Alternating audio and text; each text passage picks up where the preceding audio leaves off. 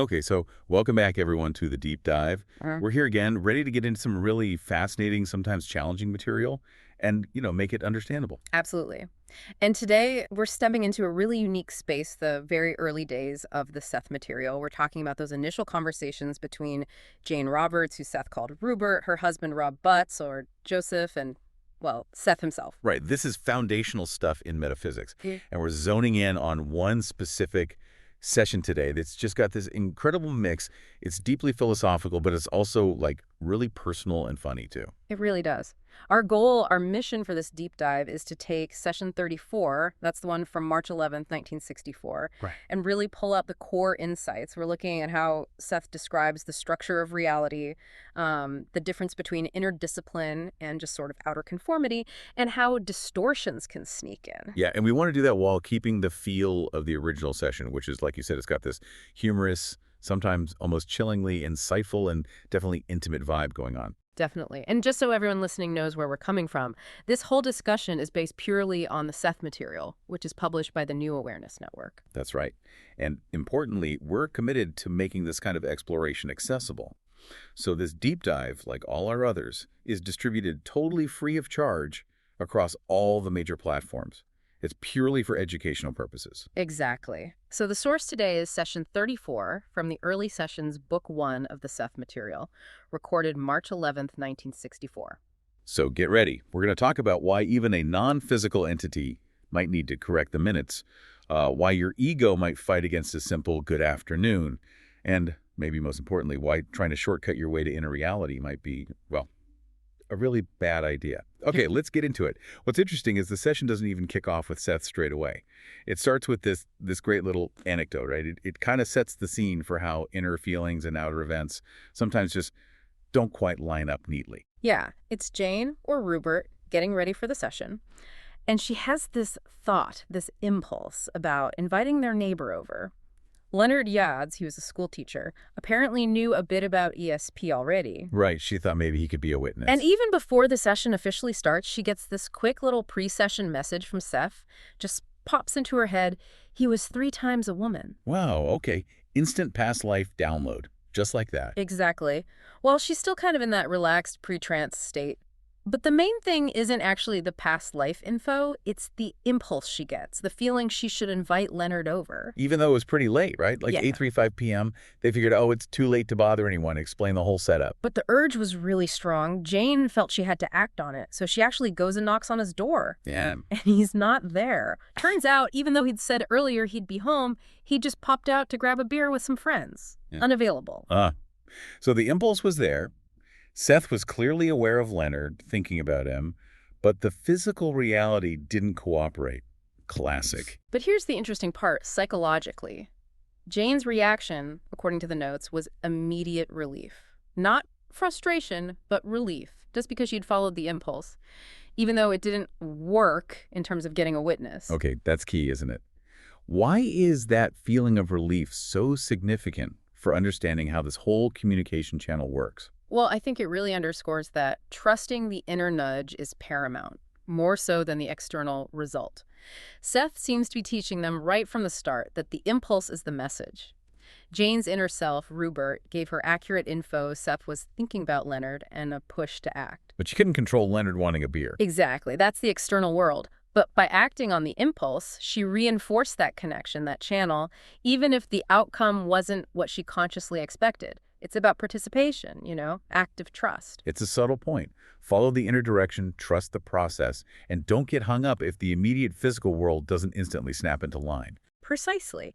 And that theme of accepting the unconventional flow, or rather the difficulty in accepting it, crashes right into the start of the formal session just after 9 p.m. Seth's opening greeting is just perfect for illustrating this tension. Oh yeah, this is great. He starts off with good afternoon, good evening, and good morning, all in one merry tumble. Merry tumble. You can just picture Joseph trying to write that down accurately, and Jane, mid-trance, probably pacing, hearing this jumble and thinking, what? Shh. Joseph was so thrown off he actually interrupted. And the notes say Jane just stopped and stared. That phrase, all in one merry tumble, It's like Seth is trying to convey the simultaneous awareness he operates in outside of our neat little time boxes and squishing it into linear language. And he immediately says, look, that bizarre greeting was deliberate. It wasn't a mistake. He says it reflected that he had actually looked in on them at different points, morning, afternoon, and evening. So it's a lesson in nonlinear perception right there. But then it gets even more interesting because Seth uses this exact moment to point out Jane's own filtering mechanism at work. He says Ruburt, her inner self operating through Jane, almost blocked the greeting. Ah, right. Because Jane, consciously, knew it was 9 p.m. evening. Full stop. Exactly. Her ego, her everyday consciousness wanted things to be logical, conventional. It tried to sort of sanitize the weirdness. Seth says she nearly changed good afternoon to the normal good evening. But crucially, she gave me the chance, as Seth puts it. She let the odd phrase slip through. So let's unpack that blocking mechanism. What's the real difference between that kind of conscious, surface-level, oops, that sounds weird, correction attempt, and a genuine, deeper distortion of the message that might actually change the meaning? That's a really important distinction. The conscious block, like Jane almost did there, it's like an ego reflex. It's a quick filter based on convention. This doesn't sound right. And significantly, she was aware of it. She felt the impulse to correct it. A real distortion, though, the kind Seth warns about later, that happens unconsciously. It's deeper down. It might be driven by fear or wanting a certain outcome or just deeply ingrained beliefs that filter the information before it even reaches conscious awareness. And when that happens, the message might come out sounding perfectly smooth and normal, but it's skewed. It's not what was originally intended. And thinking about those deeper unconscious distortions, that takes us right back to some of the problems they noted earlier in their journey, doesn't it? Those failed predictions from the Ouija board days. Exactly. Joseph and Jane had talked about how some of those early messages, particularly the really optimistic ones about like book deals and painting sales, just never happened. They seemed like wishful thinking, perhaps. Seth basically confirms that, yeah, there was distortion back then. He acknowledges those very optimistic remarks that didn't pan out. He calls them errors, but interestingly, he frames them as strong, positive suggestions. That's a curious way to put it. Not just errors, but positive suggestions. What's the implication there? Well, he says the errors weren't numerous or really harmful, but he adds this fascinating point. Sometimes a really strong suggestion, even if its source isn't quite accurate, can itself help bring something into reality, just by the power of belief and expectation it generates. Ah, so even if Seth wasn't strictly saying, you will get a book deal now, the enthusiastic suggestion of it, once accepted by Jane and Rob, created its own forward momentum. They started projecting that possibility. Kind of, yeah. It highlights how consciousness shapes reality. The suggestion itself had energy. So the learning curve for Jane, for Ruburt, wasn't just about clearer channeling. It was about developing discernment, recognizing the feeling of distortion. Right. Seth says she's had to learn to handle the energy better since those early days. The goal is for her to internally sense when something feels off or filtered, just like she consciously felt that urge to correct the weird greeting. It's about developing that inner sensitivity, that fluency, letting the strange stuff come through without the ego immediately trying to make it neat and tidy and, well, normal. If it feels too normal, maybe that's the warning sign. As Seth kind of jokes, any idiot knows it's evening. The point wasn't the time. It was about letting the non-linear reality peek through. Okay, so shifting gears a bit from the how of communication to the nature of reality itself. Joseph kicks off this next part by asking about something he'd been sensing during the sessions, telepathy. Yeah, he had a strong feeling that there was more going on than just the spoken words, that some kind of direct mind-to-mind communication was happening between him and Jane underneath it all. And Seth basically says, yep, you're right. Absolutely confirms it. He says telepathic communication is constant, always happening beneath our conscious awareness, but then he takes it a step further, a really radical step. He argues that without telepathy and what he calls the inner senses, language itself wouldn't even work. It would be meaningless. Wait, language would be meaningless without telepathy. That feels backwards. We use words to be specific, to convey precise meaning. Right. But think about it. Words are just symbols. If I say the word love, or tree, or justice, what do those symbols actually mean without the shared understanding, the emotional resonance, the subtle cues that telepathy and the inner senses provide? Seth is suggesting that the words themselves are just pointers. It's the underlying nonverbal, telepathic inner sense connection that gives them richness, context, and actual meaning.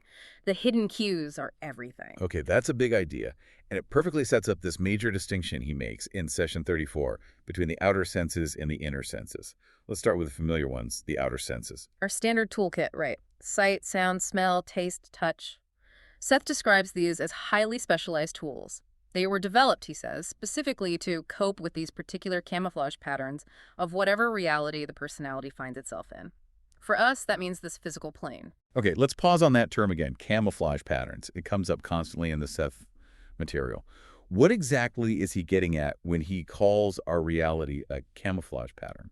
Is it just the physical world or societal rules? What's being camouflaged? It's a really deep concept, but at its core, it refers to the agreed-upon sensory and structural framework of this specific layer of reality. It's the way infinite, formless energy or vitality gets translated into the finite, seemingly solid world we experience. Think of it as the rule set, the operating system for a plane Earth. So it includes things like gravity, the flow of time? Yes, the laws of physics as we perceive them, but it also includes the limitations of our five senses, the way we perceive separation between objects, and even, arguably, the deeply ingrained cultural assumptions and societal structures that shape our perception. It's the consensus reality, the shared illusion. The illusion isn't quite the right word. Maybe construct is better that allows us to interact here. It camouflages the underlying unity and fluidity of reality. Okay, so the outer senses are basically our navigation tools for this specific constructs, this camouflage, but the inner senses. Seth presents them as something fundamentally different, operating on a whole other level. Completely different. He says the inner senses are always active, regardless of the particular environment. They don't switch off when we incarnate here. They are the senses that perceive reality directly, as it exists beneath the camouflage pattern. They aren't bound by our physics or our five limited channels. And crucially, he says the inner senses are what keep the personality balanced. They maintain our contact with the vitality source.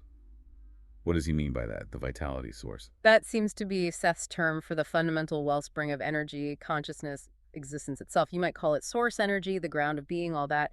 Is that infinite creative potential from which everything arises.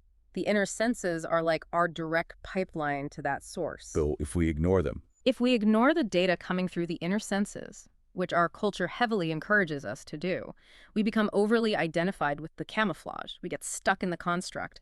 And according to Seth, the consequence is that we end up drawing on only a very limited amount of vitality. which sounds exhausting, like running a high-performance machine on a tiny battery. Exactly. And Seth points out this is a particular problem in highly culturally oriented levels, like ours.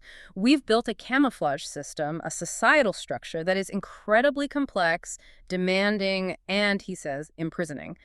We're constantly pushed to focus outwards on the material, on the clock, on what the five senses tell us. We essentially starve the inner self, constricting that flow of vitality. And that lack of vitality, that feeling of being imprisoned by the system, is that what manifests as things like burnout, anxiety, depression? That seems to be the implication. A feeling of being cut off, listless, lacking meaning. Even if you're ticking all the external boxes of success, you're disconnected from the source. He then connects this deep entanglement with the camouflage, this imprisoning clutch, to two really profound primal experiences, birth shock and death shock.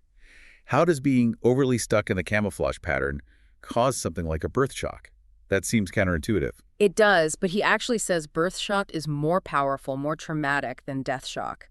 Imagine the consciousness, the personality, which exists across multiple dimensions, fluidly, timelessly, suddenly being funneled, constricted, forced to focus its vast energy into a dense physical body operating under rigid linear time and the strict rules of this camouflage. It's like being shoved into a tiny restrictive suit after swimming in the ocean.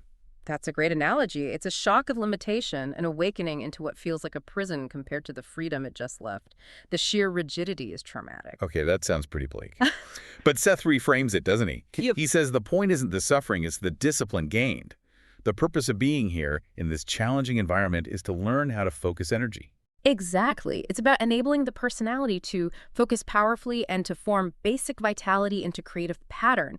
This is apparently a huge developmental step for consciousness.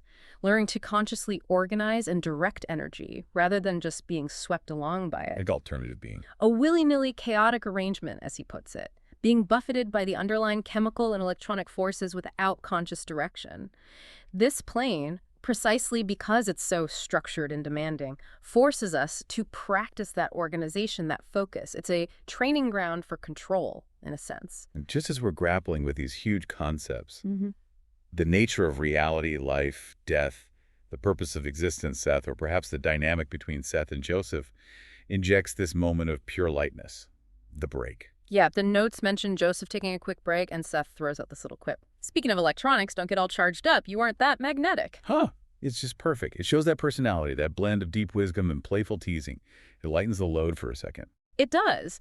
And right after the break, he briefly touches on the idea behind the joke chemical versus electronal states of being. He says they're just two facets of the same thing, different expressions of the underlying vitality, like how water can be ice or steam.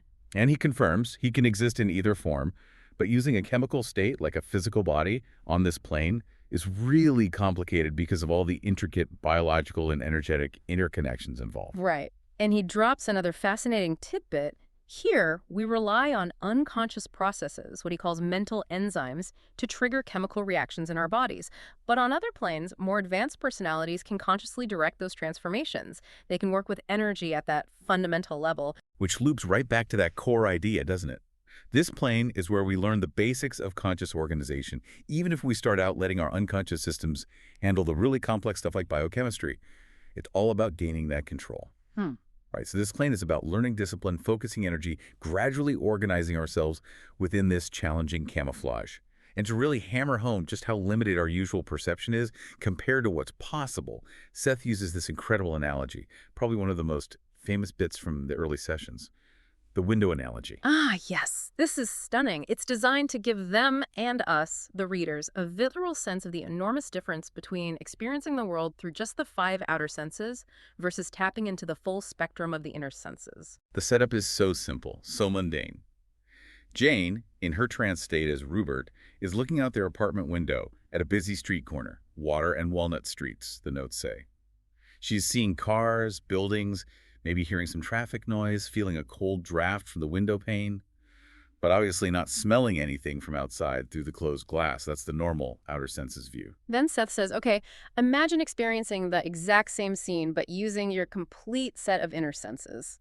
The experience, he says, would be astonishingly more rich, varied, direct, and instantly instructive.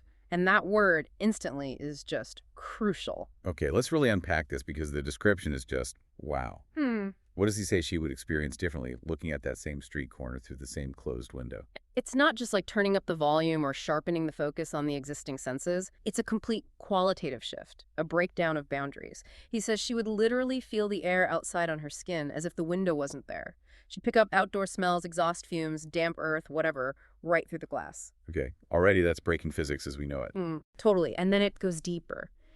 She would feel the unitary essences of living things. Not just see the shape of a tree, but feel its fundamental being, its aliveness. Same for hidden birds, insects, grass. It's like perceiving the consciousness within the form. The unitary essence. That sounds like experiencing the core identity, the unique vibration of everything. That's how it reads, yes. And it extends to people.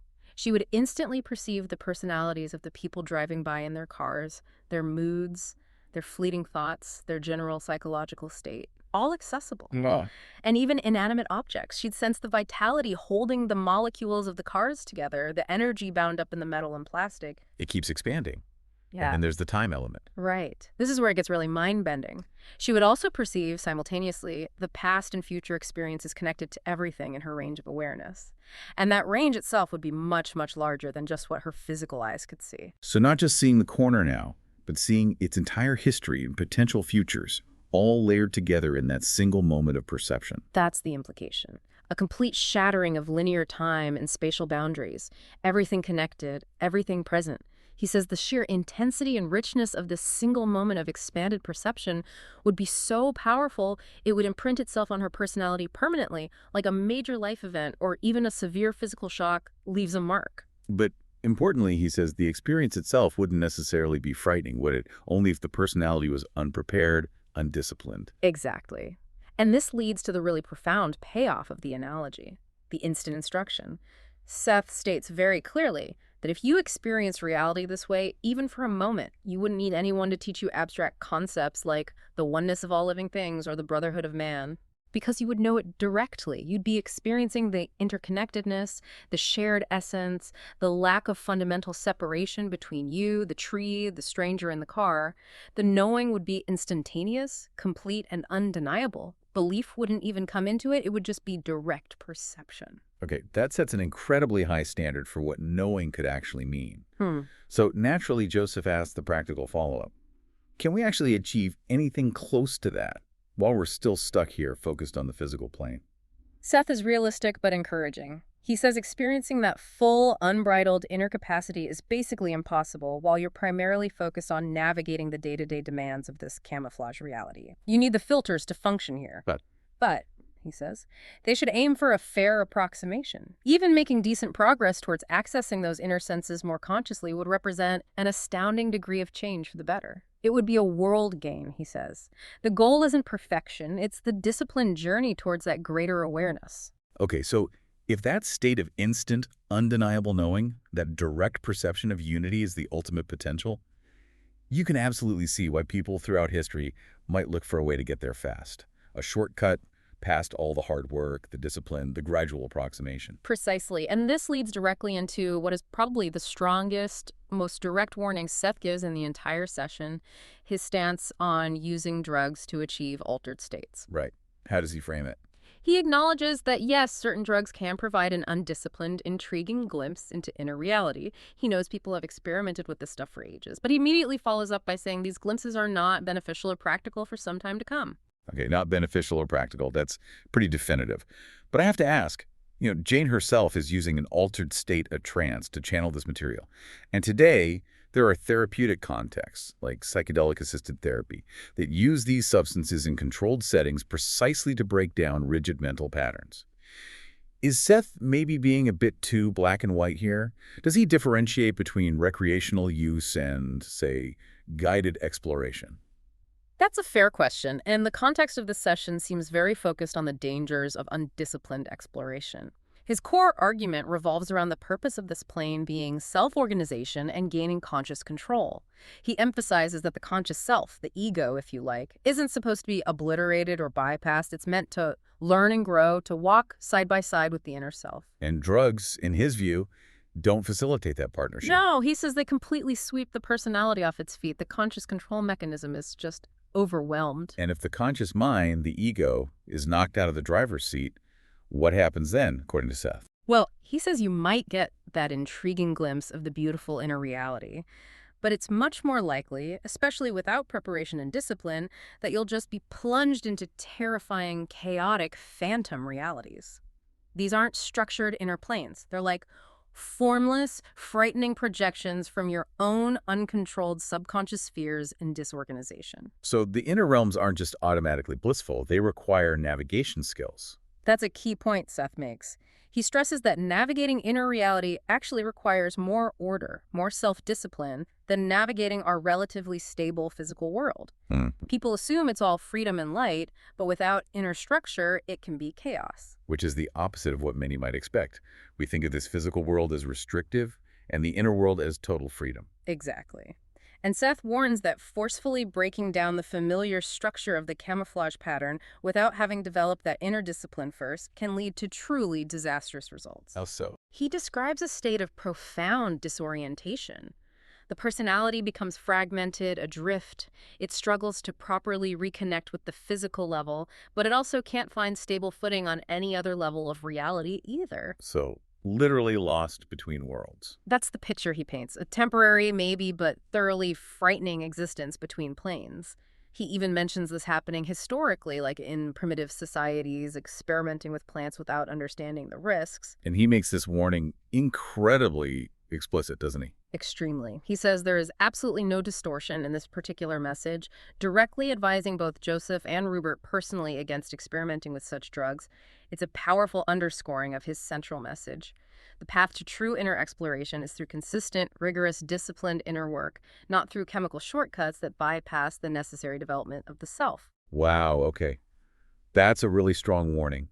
And what's fascinating is that immediately after delivering that intense message about the dangers of undisciplined shortcuts, the session pivots to this moment of, well, rigorous intellectual discipline right there in the room. We see Joseph step up as the meticulous record keeper. Yeah, this is such a critical moment. It really demonstrates that for Jane and Rob, this wasn't just about passively receiving mystical pronouncements. They treated it like a serious, ongoing experiment where accuracy and consistency were absolutely vital. So Joseph pipes up. He's been retyping earlier sessions, and something's nagging him.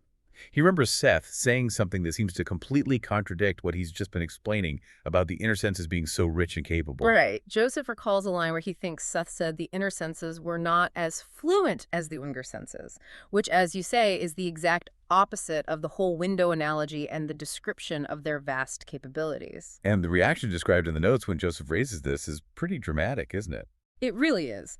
As soon as Joseph voices this potential contradiction, the notes say Jane, still in trance, stops her pacing dead in her tracks, stares right at Joseph, and her eyes become very dark. Like an immediate internal alert signal went off. Exactly. It's like Seth, through Jane, instantly recognized a potential problem in the recorded transmission, and Seth's first words back confirm it.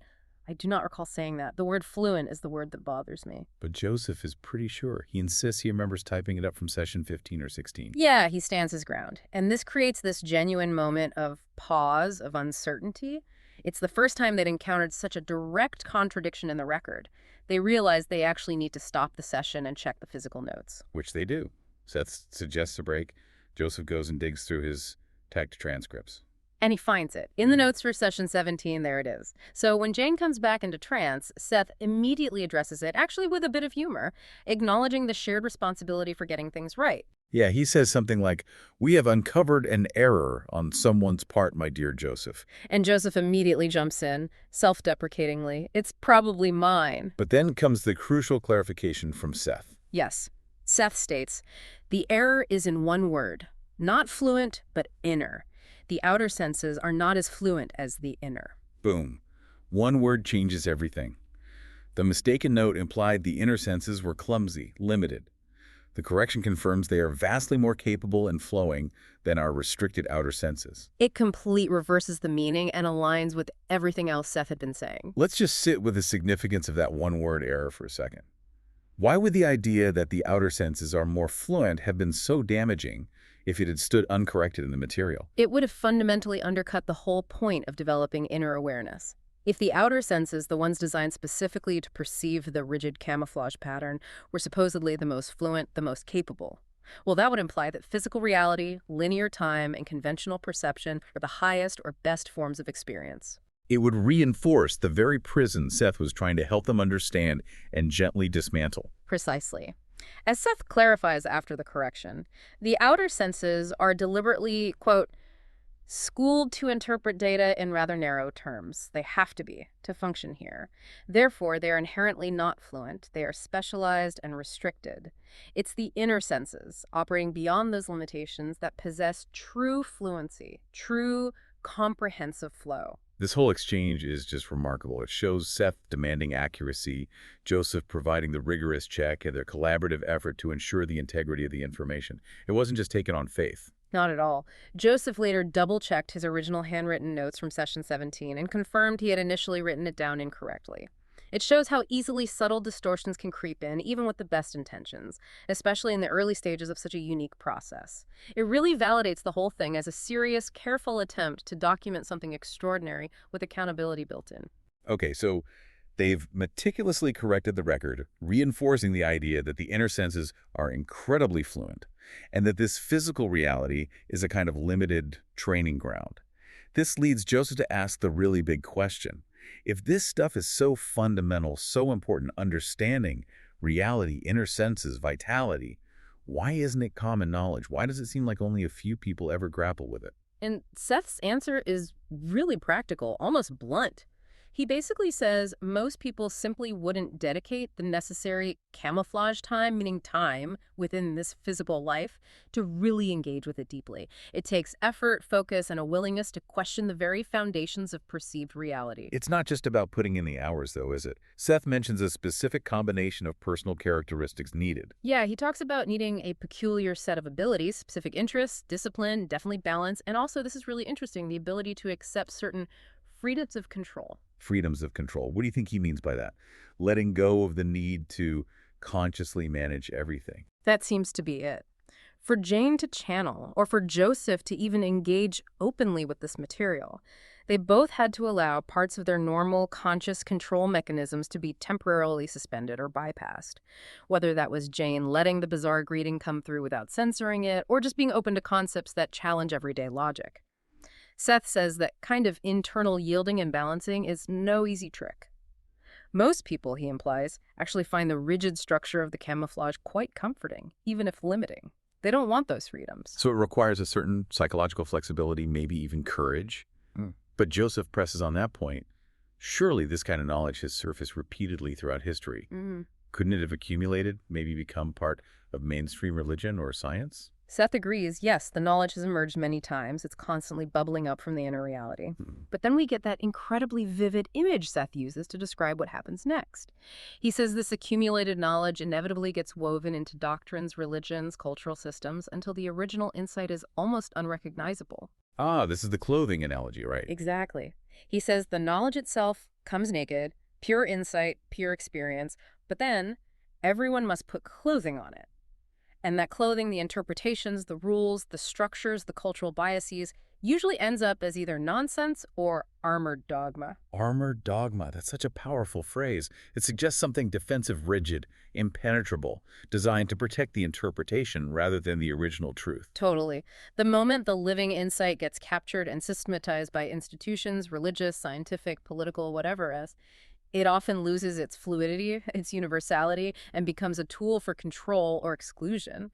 Seth actually compliments Jane and Rob here, saying their viewpoints were fluent enough not to immediately cover the material with the rock of dogmatism. They were chosen in part because they weren't fanatics. Which leads Joseph right into asking what Seth calls a beautiful question, a really direct one. Are all religions distortive? And Seth's answer is equally direct. Yes, he says, all religions are distortive, but then he immediately broadens the critique. He doesn't just single out religion.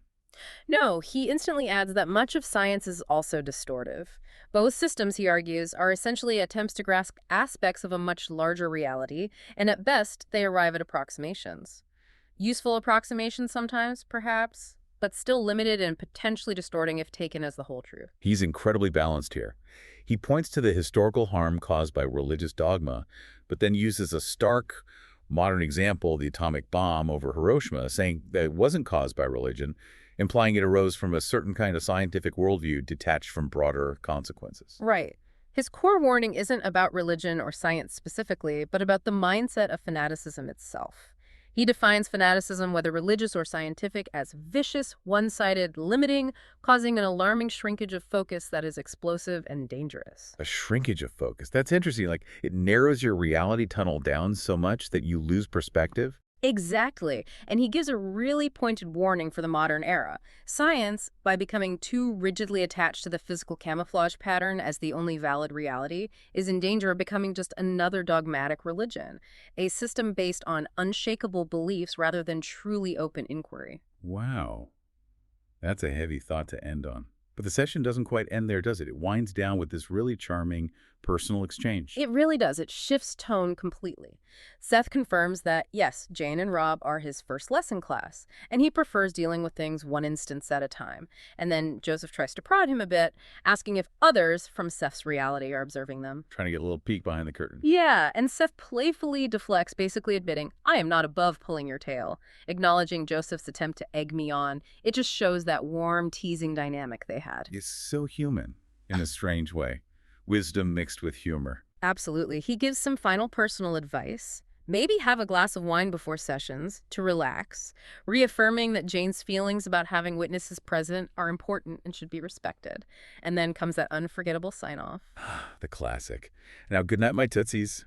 You tickle me. I always look forward to our Monday sessions in particular. By Tootsies. Going from cosmic warnings about scientific dogma to calling them my Tootsies in the same breath, what does that tell us? It tells me that the entity or the personality construct presenting itself as Seth wasn't just some abstract philosophical engine. It was deeply personally engaged, affectionate, and humorous. It grounds all the high-level metaphysics in a very real, very warm connection. The vastness and the intimacy aren't separate. Hashtag, outro. Well, that was definitely a deep dive. Session 34 is just packed. We've gone from bizarre greetings and the mechanics of distortion through the incredible potential of the inner senses versus the limitations of the camouflage pattern. To the absolute necessity of inner discipline, the dangers of seeking shortcuts through things like drugs, and that crucial warning against any kind of armored dogma, whether it comes from a lab coat or a pulpit. Right. And it all seems to circle back to that idea of approximation, doesn't it? The inner senses offer this potential for instantaneous, undeniable knowing, like understanding the brotherhood of man directly. Yet Seth warns so strongly against fanaticism, against clothing, that naked insight in rigid belief systems. Which leaves us with a really interesting question to chew on. Yeah, here's something maybe for you, the listener, to think about. If fanaticism is the danger and discipline is the path, how do we actually do that? How do we engage in disciplined inner work, aiming for that fair approximation of deeper knowing, without subconsciously building new walls, new dogmas around whatever insights we gain? How do we keep the understanding alive and fluent instead of letting it harden into the next set of limiting beliefs? That's the challenge, isn't it? Keeping the inquiry open. We really do encourage you, if this resonates, to explore the Seth material further for yourself. Today's deep dive drew from Session 34 of the Early Sessions, Book 1 of Seth material. And huge credit, as always, to the Seth material itself and the publisher, New Awareness Network, for making this work available. You can find the books and a lot more information and resources by visiting the New Awareness Network website. Their bookstore is at sethcenter.com/The Early Sessions. Definitely worth exploring. Absolutely. Go check it out. Keep asking questions. Keep exploring those connections for yourself. And just a reminder, this deep dive is provided completely free of charge on all major platforms, intended purely for educational exploration.